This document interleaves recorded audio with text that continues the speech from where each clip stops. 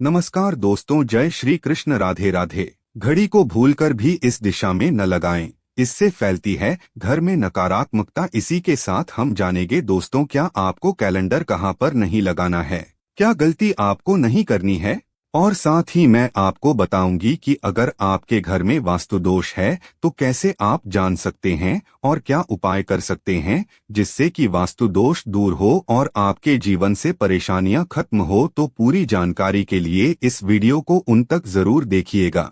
नमस्कार दोस्तों, स्वागत है आप सभी का एक बार फिर से जीत साधना पर। दोस्तों, सच्ची श्रद्धा से कमेंट्स में जरूर लिखें हर हर महादेव, राधे राधे। दोस्तों, हम सभी के घर में घड़ी का प्रयोग किया जाता है। घड़ी जो बीते समय और आने वाले समय के बारे में हमें सूचित करती है।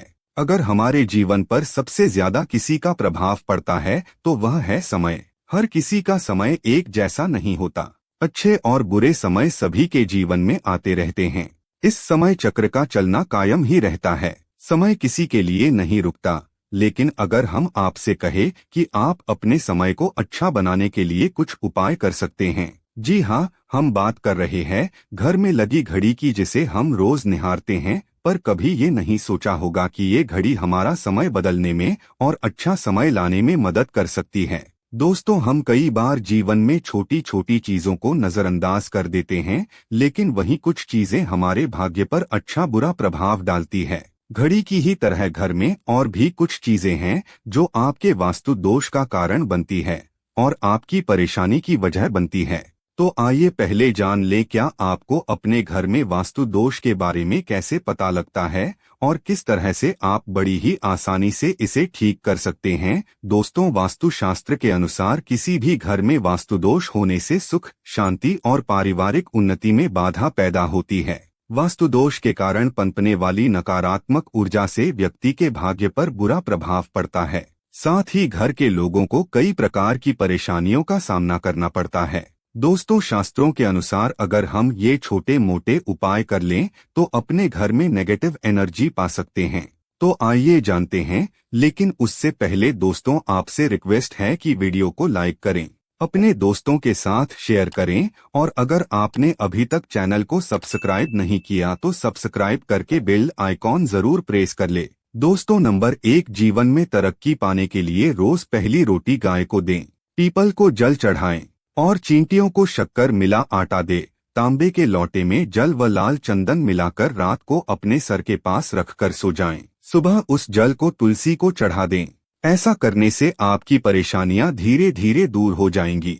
नंबर 2, वास्तु के मुताबिक अगर आपके घर में तिजोरी है और आप उसके सामने शीशा लगा दे तो इससे धन में बरकत होती है। व्यापारी लोग अपने कैश बॉक्स शीशा लगाएं, इससे आपके ग्राहक बढ़ेंगे। दोस्तों, नंबर 3, झाड़ू पोछा कभी भी खुले में नहीं रखना चाहिए। इन्हें हमेशा छिपाकर रखना चाहिए और झाड़ू कभी भी रसोई में नहीं रखनी चाहिए। नंबर 4, शौचालय का दरवाजा हमेशा बंद होना चाहिए।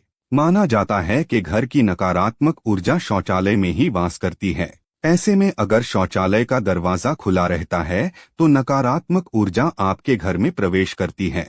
नंबर 5, घर में सुख शांति के लिए कपूर को घी में डुबाकर सुबह शाम जलाना चाहिए।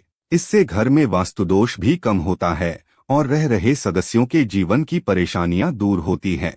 दोस्तों, नंबर 6, दुर्घटना से बचने के लिए शाम को हनुमान चालीसा के बाद कपूर जरूर जलाना चाहिए। नंबर 7, घर में जिस जगह वास्तु दोष हो वहां कपूर की 2 टिकियां रखें।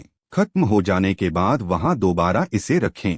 नंबर 8, सूर्य अस्त के बाद कभी भी किसी को दूध, दही या प्याज नहीं देना चाहिए। ये भाग्य में बाधक भी बन सकता है। नंबर 9, घर के मुख्य द्वार पर कूड़ादान कभी भी न रखें। नंबर 10, घर में टूटा हुआ शीशा कभी भी नहीं होना चाहिए। नंबर 11, अच्छे भाग्य के लिए सुबह नहाते समय पानी में थोड़ा सा कपूर का तेल मिलाएं। शनिवार को चमेली का तेल भी मिला सकते हैं। नंबर 12, लक्ष्मी की कृपा पाने के लिए रोज रात को रसोई अच्छी तरह से साफ करके चांदी की कटोरी में कपूर और लौंग जलाएं। यह प्रक्रिया रोज की जाए तो घर में बरकत बनी रहती है और मां लक्ष्मी जल्द ही ऐसे घर से आकर्षित होती हैं। ऐसे घरों से नकारात्मकता हमेशा दूर रहती है। दोस्तों, नंबर 13, घर के सोने वाले कमरे में पौधे नहीं लगाने चाहिए। इससे आपके ऊपर नकारात्मक प्रभाव हावी हो सकता है। नंबर 14, घर में पौधे लगाते समय पानी में सेंधा नमक डालें। सादे नमक कभी आप उपयोग कर सकते हैं, लेकिन दोस्तों ज्यादा फलदायी होता है। आपको शुभ फल जल्द ही प्राप्त होंगे। दोस्तों, घड़ी की सही दिशा आपके जीवन को भी सही रास्ता दिखाने में मदद कर सकती है। इसके अलावा कैलेंडर को किस जगह लगाना चाहिए और किस जगह पर नहीं, ये भी हम जानेंगे। सबसे पहली बात जिसकी हम बात करेंगे वो है दोस्तों घड़ी का आकार यानी घड़ी की शेप। दोस्तों, वास्तुशास्त्र के अनुसार गोलाकार की घड़ी या अंडाकार घड़ी सबसे उत्तम मानी जाती है, पर आजकल देखा जा रहा है कि बाजार में कई प्रकार की घड़ियां मौजूद है, जिसमें घर के सदस्य या भगवान की तस्वीरें और फोटो भी लगी होती है। लेकिन दोस्तों, आपको बता दें कि घड़ी के साथ तस्वीरें लगाना बिल्कुल भी सही नहीं है। इससे आपके घर के सदस्यों के जीवन पर समय का प्रभाव देखने को मिल सकता है, और भगवान की तस्वीर घड़ी में बिल्कुल भी नहीं लगानी चाहिए, क्योंकि भगवान की तस्वीर को रोज धूप, दीप, अगरबत्ती और पूजन की आवश्यकता होती है, और घड़ी तो कई महीनों तक धूल में पड़ी रहती है। इससे भगवान का अपमान होता है और ये शुभ नहीं माना जाता।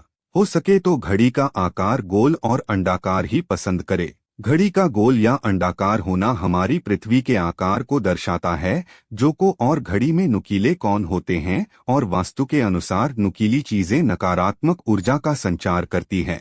दोस्तों, अगली बात जिसका आपको ख्याल रखना है वो ये है कि घड़ी को स्वच्छ रखें, साफ सफाई का ध्यान रखें, धूल न जमा होने दें, और कहीं से भी घड़ी टूटी फूटी नहीं होनी चाहिए। दोस्तों, जैसा कि हम सभी चाहते हैं कि हमारे जीवन में सब अच्छा और बेहतर होता रहे, तो उसके लिए हम खुद को संवारे रखते हैं, नए कपड़े और नए आभूषण पहनते हैं। उसी प्रकार अपने घर की घड़ी को स्वच्छ और नए जैसा ही रखना चाहिए, यानी कहीं से भी टूटी फूटी नहीं होनी चाहिए। समय समय पर घड़ी पर चढ़ी धूल और जालों को साफ करते रहें, जिससे आपका भाग्य भी धुंधला नहीं पड़ेगा। दोस्तों, कई घरों में आदत होती है कि पुरानी गाड़ी को बनवाकर ही चलाते रहते हैं। एक जगह नई घड़ी आई तो पुरानी किसी और जगह लगा देते हैं। कृपया ध्यान रखें, घर में पुरानी या फिर टूटी हुई या धूल चढ़ी हुई और बंद गाड़ी तो बिल्कुल भी ना रखें, क्योंकि इससे घर में नकारात्मकता और दरिद्रता का वास होने लगता है। बंद पड़ी घड़ी को घर में रखने से व्यक्ति के जीवन में नए अवसर नहीं आते और वो अपने कार्य में सफलता प्राप्त नहीं कर पाता। अगली बात जिसका आपको ध्यान रखना है वो है घड़ी की सही दिशा। घड़ी को कभी भी दक्षिण दिशा में नहीं लगाना चाहिए। दक्षिण दिशा यमलोक की दिशा मानी जाती है। काल का अंतिम चक्र यहीं से शुरू होता है, इसीलिए वास्तुशास्त्र में इस दिशा को घड़ी के लिए अशुभ माना गया है। घर में घड़ी को उत्तर दिशा, पूर्व दिशा या पश्चिम दिशा में आप लगा सकते हैं, लेकिन ध्यान रखें कि घड़ी को कभी भी मुख्य द्वार, कमरे के दरवाजे या आने जाने के लिए उपयोग किए जाने वाले दरवाजे के ऊपर कभी भी नहीं लगाना चाहिए। इससे समय का प्रभाव आपके आने जाने की गति और दिनचर्या पर पड़ सकता है। दोस्तों, घड़ी के साथ कैलेंडर का भी ध्यान रखें। जहां घड़ी समय का प्रतीक है तो वहीं कैलेंडर उससे जुड़ी तारीखों का लेखा जोखा बताता है।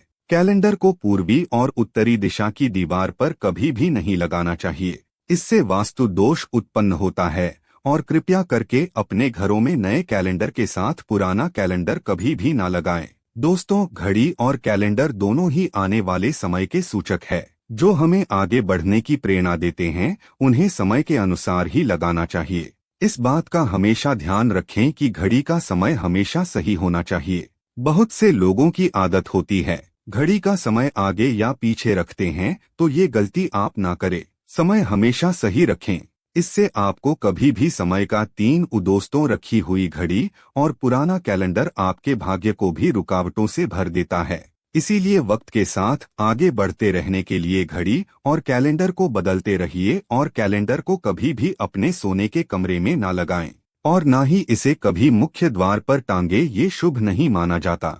पुरानी घड़ी किसी को दान में देना शुभ माना जाता है। इससे आपके जीवन से बुरा समय निकल जाता है। इसीलिए अगर आपके घर में कोई पुरानी घड़ी है जो टूटी फूटी ना हो और खराब ना हो, तो वो आप किसी जरूरतमंद को दान में जरूर दें। तो दोस्तों, ये वीडियो कैसा लगा हमें कमेंट में जरूर बताएं।